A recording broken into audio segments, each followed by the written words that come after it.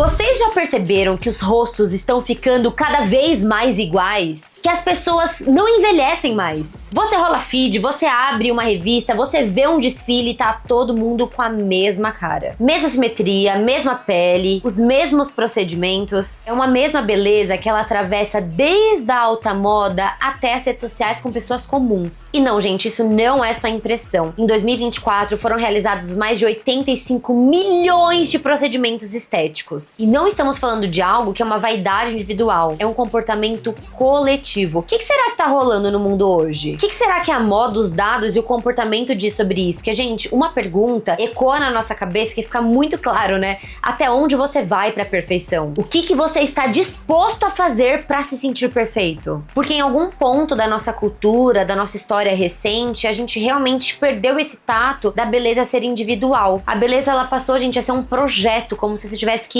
investir muito nessa beleza, que você tivesse que manter essa beleza e que tivesse que ficar cada vez mais perto de uma perfeição. Como se o rosto, o corpo e a imagem tivessem entrado no modo de atualização constante. A cada trend, você vai mudando o seu rosto. Vocês já viram isso acontecendo por aí, né? Mas você sabe por quê? Nesse vídeo eu vou te contar tudo sobre beleza, então filtros, dados, moda, comportamento, o que as pessoas estão pensando sobre a perfeição. E claro, vai ser um papo que vai agregar muito à sua vida. Se você continuar comigo até o final, eu tenho certeza absoluta que você sairá muito mais rico do que entrou. E claro, você não vai se arrepender de jeito nenhum. Então bora lá falar de moda inteligente comigo?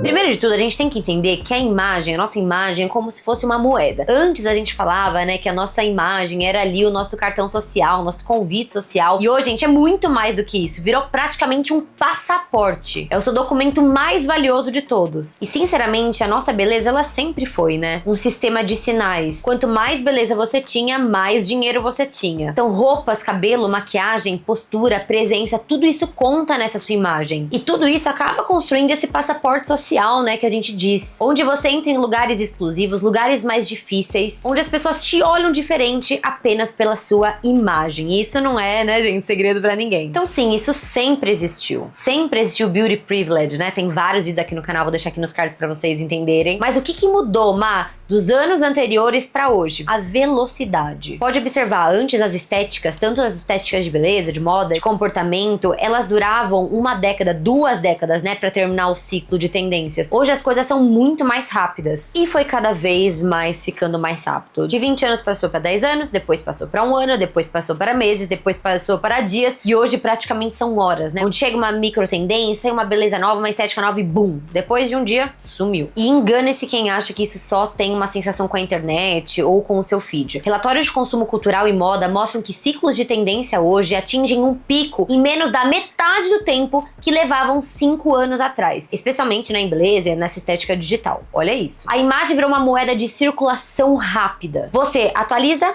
testa, ajusta e refaz. E não porque você quer mudar quem você é, mas porque você quer continuar sendo lido do jeito certo. Plataformas que mapeiam o comportamento de moda e busca visual mostram uma coisa curiosa. As estéticas que mais crescem não são as mais bonitas, são as que sinalizam posição cultural. Gente, o que você mostra sua imagem é igual à sua posição cultural. Com a luxury, raw beauty, estética do bastidor, nunca é sobre roupa, gente, é sempre sobre a narrativa por trás. Então você me pergunta, Mal, o que você acha que encadeou de tudo isso acontecer? Gente, com certeza o laboratório digital. O que é laboratório digital? Filtros, IA, né, inteligência artificial, versões betas de várias coisas que a gente vê hoje. Porque, gente, quando você coloca um filtro no seu rosto, ele não é apenas ali um teste, é como se você estivesse vendo a sua versão beta, né? A minha irmã, que é dermatologista, ela sempre recebe pacientes no consultório dela que falam, que eles aplicam um filtro e falam, eu quero ficar assim. E ela fala assim, é quase impossível, porque é uma versão melhorada extremamente, não tem como você ativar isso através dos procedimentos. Então não é só você se olhando aperfeiçoada, não, gente, é uma versão beta, como se você fosse ali um robô, um digital. E por que isso é tão perigoso pra nossa imagem, pessoal? Porque, gente, quando você se vê dessa maneira, você nunca mais consegue se ver da maneira que realmente existe. Você começa a testar diferentes rostos, você começa a testar diferentes coisas, até chegar ali a certa pra você. E ali, com esse movimento, você não tá só corrigindo a sua imagem, você tá testando várias versões de você mesmo, como se fosse uma IA. E o que dá pra mudar na IA hoje? Gente, tudo, ó. Cabelos diferentes, traços diferentes, corpos diferentes, expressões diferentes. O rosto, ele acaba entrando mesmo em possibilidades, o que atiça muito mais nós humanos a falarmos, quero isso, vi várias possibilidades, dentre elas escolho essa. Dados das próprias plataformas mostram que os filtros faciais e ferramentas de edição, se você no site dessas grandes plataformas que a gente usa, as redes sociais, ferramentas de edição e filtros faciais estão entre os recursos mais usados por usuários de 16 a 35 anos, superando até stickers e efeitos de cenário. Quer dizer, as pessoas realmente querem editar os seus rostos para se sentirem mais seguros com elas mesmas, né? E aí chega num ponto muito importante, a economia. Como que isso tudo que acontece faz a economia girar? Primeiro ponto e mais importante da gente falar dessa transição de estéticas é a gente olhar pra estética como manutenção, porque a maioria desses procedimentos estéticos, eles precisam de manutenção. Logo, a pessoa gasta mais durante o ano. Então tem lá, por exemplo, botox, preenchimento, laser, você tem que ficar fazendo várias vezes. Não é algo que vai durar a vida inteira.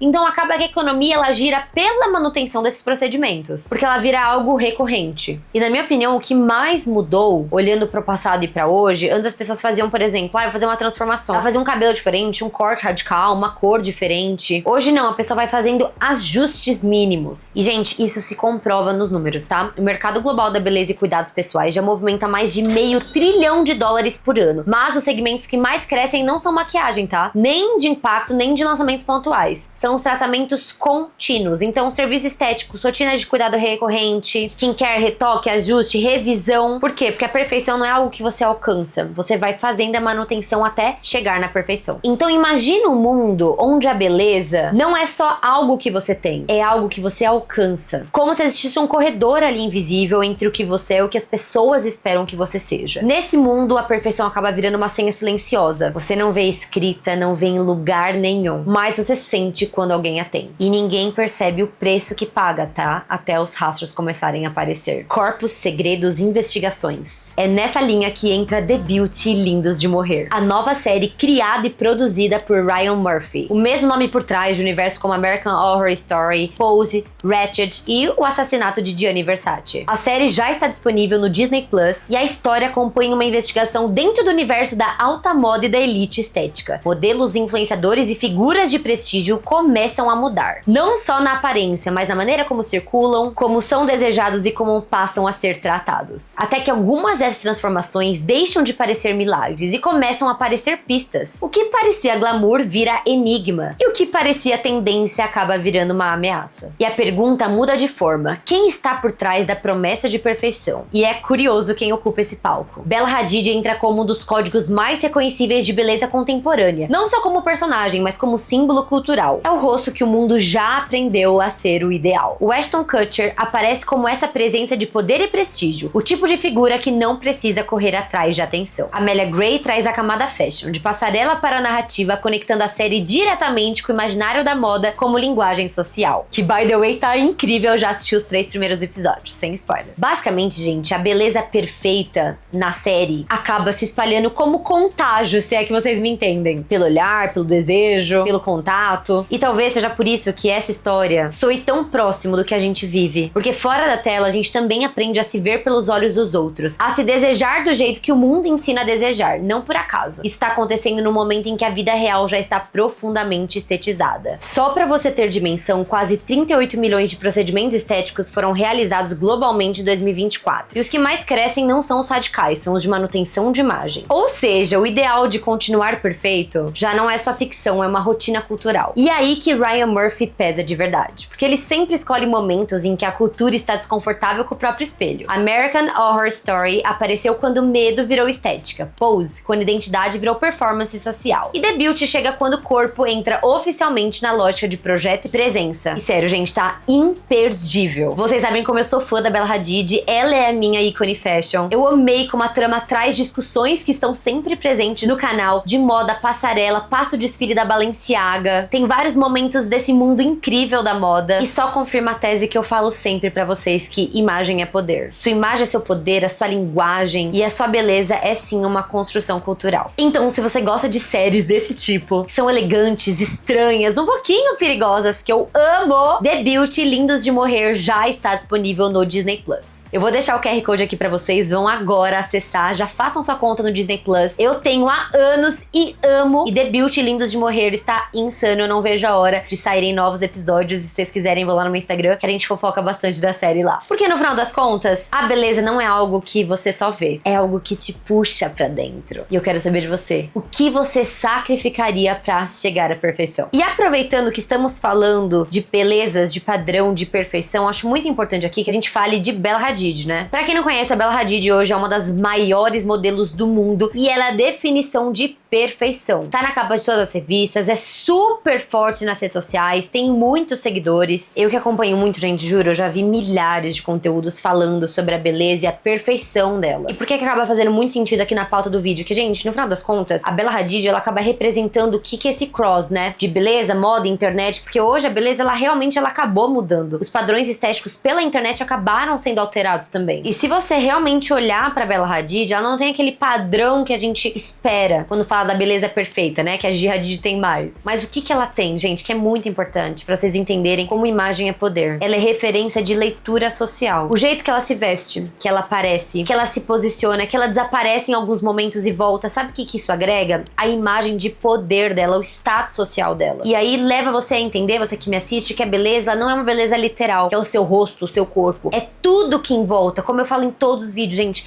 arquétipos, o seu posicionamento, como você fala, como você posiciona a sua mão, o seu perfume, tudo isso te posiciona e tudo isso contabiliza quando a gente fala de imagem. Vocês estão entendendo? Porque ela é essa pessoa que ela representa essa ideia que a beleza, ela tem uma narrativa contínua. Então é o que ela faz, como ela se posiciona, o que ela tá correlacionada, a família dela. Então, assim, eu achei muito estratégico, ainda mais colocar ela na série, porque realmente ela é essa pessoa que a gente tem essa leitura social. E quando a gente olha, gente, agora de volta, né, ao nosso mundo real, a ficção acaba terminando, mas, gente, o comportamento que a gente vê ali fica, tá? Ok, que é uma série, que a gente tem ali tudo parecendo bem exagerado, que é uma série, mas você percebe quando você olha pro mundo real que só a escala muda, tá? Porque a lógica é exatamente igual. Aqui a gente acaba não transferindo o vírus por uma DST, né? Lá para aquele lugar. Mas o que existe é um mercado de desejo. Pesquisas de comportamento mostram que imagem corporal e percepção social estão entre os principais gatilhos de consumo em moda, beleza e bem-estar, especialmente entre jovens adultos. Primeiro a gente admira, depois a gente acaba replicando. E quando você percebe, meu amor, você já tá ali dentro de um modelo que não tem mais como você sair. E aí vem algo que é muito curioso observar, porque uma coisa é uma pessoa ter um tipo de comportamento. Quando milhões de pessoas começam a ter os mesmos tipos de comportamento, você entende que sim, isso acabou virando um aspecto cultural, um padrão cultural, né? E é assim, gente, que as tendências, elas param de ser tendências, que a tendência é uma coisa pontual, e elas acabam virando mesmo um comportamento. Então, qual que é o futuro, gente? Cada vez pior. Pode ter certeza, com tecnologia, com novos procedimentos, cada vez mais essa busca incessante pela perfeição vai continuar e vai aumentar, né? E isso a gente acaba vendo uma resposta muito grande através da moda. Como eu sempre falo pra vocês, a moda é um reflexo de todos os aspectos da nossa vida. Então, enquanto a beleza quer ficar perfeita, os filtros querem ficar perfeitos, a inteligência artificial quer ficar perfeita, tem vários vídeos aqui no canal falando sobre isso. Qual que é a resposta da moda? Gente, a resposta da moda é a moda de hoje. Essa moda um pouco mais maximalista, um pouco mais caos. Então, a gente tem agora a volta do Destroyed, né? Que ele vai pelo lado mais sujo, mais caótico do que esse polimento digital perfeito. Porque essa estética do inacabado, ainda mais falando de moda, ele acaba virando uma linguagem, como se fosse uma rebeldia. Então, de um lado, a gente tem um polimento extremo de pele perfeita, rosto simétrico, imagem limpa, tudo muito artificial. E do outro lado, a gente vê um retorno do raw, né? Que é ali o natural, inacabado. Então, cabelo bagunçado, maquiagem borrada, roupa que parece vivida. A gente realmente vai ver esse caos muito presente em 2026. E esse, assim, é uma tendência muito forte pra esse ano. Inclusive, relatórios de tendência mostram que buscas por termos ligados a natural, real skin e behind the scenes, né? Bastidores, cresceram de forma consistente nos últimos anos, especialmente entre a geração Z. Então, assim, gente, não é só estética, tá? É uma resposta emocional a toda essa perfeição que realmente tá todo mundo cansado. E aí, gente, vamos pra aquela reflexão final que ela tá muito forte hoje. A beleza, ela é uma escolha ou ela acaba virando um sistema? Porque, ó, vamos somar moda,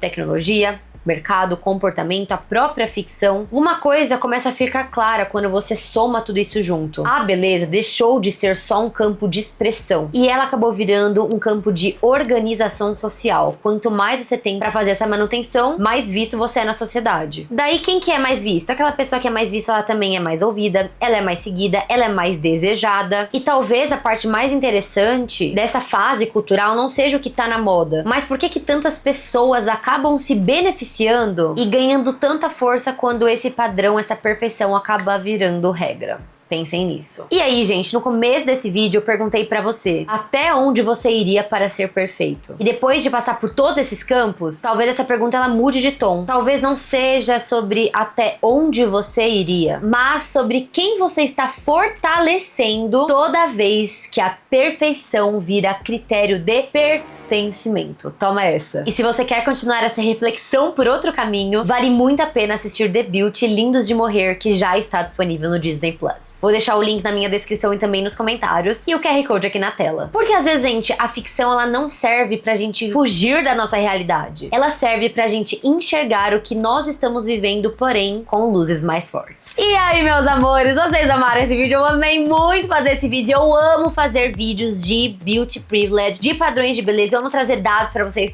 verem como realmente isso é o que está acontecendo. Então, se você gostou desse vídeo, dá muito like pra me ajudar muito. Comenta, nem que seja um coraçãozinho pra me ajudar. Já continua aqui no canal, são mais de 750 vídeos inteiramente grátis pra você aprender moda comigo. Já se inscreve, já dá hype, comenta muito. E não esqueça de me seguir nas minhas redes sociais, que é Marcela Carrasco em todas elas. Muito obrigada por tudo, continua aqui no canal, hein? Um beijo, amo vocês e tchau!